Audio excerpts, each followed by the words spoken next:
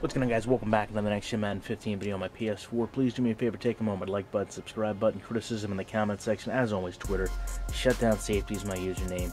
You know, generally when I do a breakdown, there's always someone that wants to come in and dispute the validity of the breakdown. I wanted to do this one in particular because I think it really shows the way this game doesn't allow players to know where they are on the field.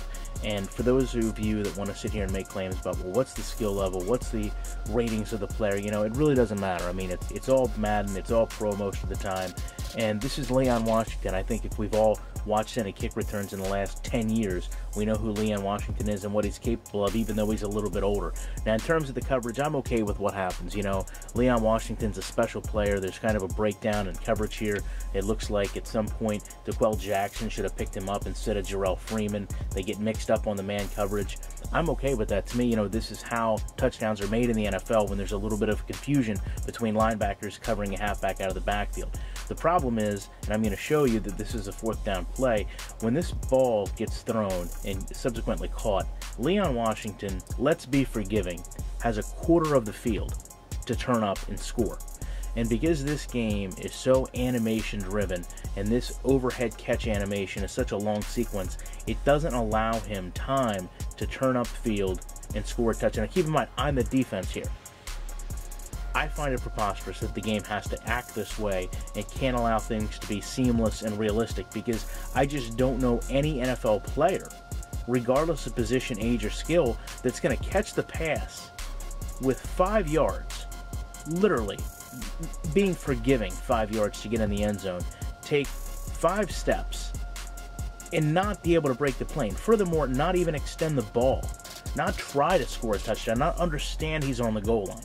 And this happens in this game all the time. So the fact that I'm basically given a field goal here as opposed to a touchdown in a critical situation of the game, which we're going to discuss in a moment. The other thing I want to talk about, you know, we have a next-gen game here, right? Why is my pylon doing this? Why is my pylon skipping across the field?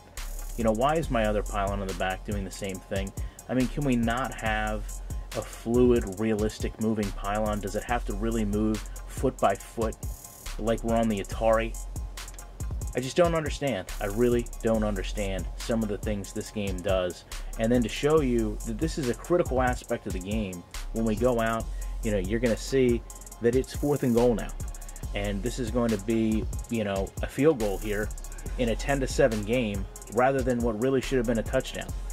So to me, I just don't understand a lot of the things I see in this game in terms of simulation football. And I'd love to know what the flag is, since we're watching this live, basically, since, you know, I don't do live gameplay.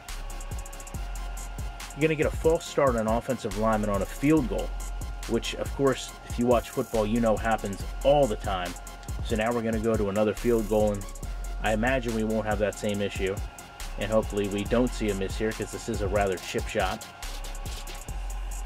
They're not milking the clock, so I don't know exactly why there's such a delay. And then now you'll see, hopefully at this point, that is going to make it a 13-7 ball game.